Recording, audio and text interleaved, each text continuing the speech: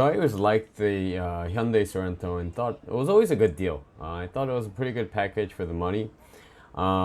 It's just amazing to see how far Hyundai's come in the past 10 years or so. I mean, they have made dramatic changes in terms of tech and design. I always thought the outgoing model, the current one, or what's not current anymore, I guess, it's only been out for like a year and a half. That's what I thought, but apparently it's been out for 2 years or 2.5 years now. So it's time for a facelift already, I guess. So on this one, something that's immediate is the light bar. So, the ubiquitous light bar that every modern car seems to have makes the outgoing generation look just immediately dated. Even though I prefer the design of the outgoing model. The new one looks very similar. Besides the light bar and the addition of like new or more LEDs up front, the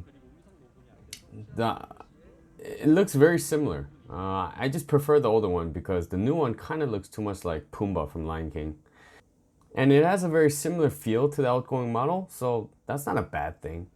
On the inside though, there's just massive changes and it looks kind of similar to the new Hyundai Palisade, except it has more buttons. And it still has something that just, I'm just not a fan of the push button gear selectors, something I just really do not like. But apparently the Hyundai helpers at the motor studio said that this is necessary if you want to have the remote summons / park feature, which I really don't think is necessary. But I still prefer the dials if they're gonna do this, like they have in the Kias. And inside, with the center console this way, floating right in the middle, it's kind of up high, which I really like. There's decent amount of buttons, which is good.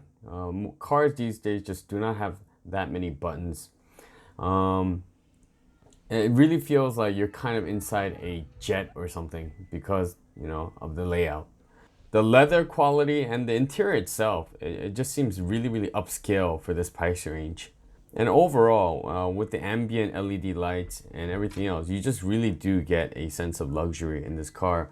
And it is a really, highly competitive segment. So I'm sure it's good for the consumers who are looking for SUVs, because I think this car actually offers a lot for the money. But it's just because it's such a highly competitive segment.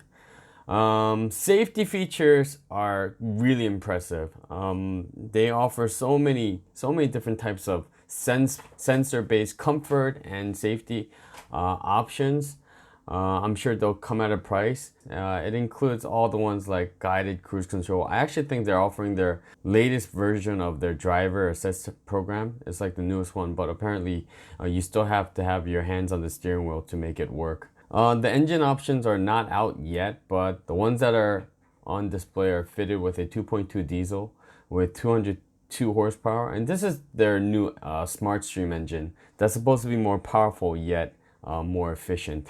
I've driven my friend's outgoing Sorento, and it was fully loaded, and it was a really nice car to be in and quite comfortable to drive. But I'm sure this new one with more tech will even be more impressive.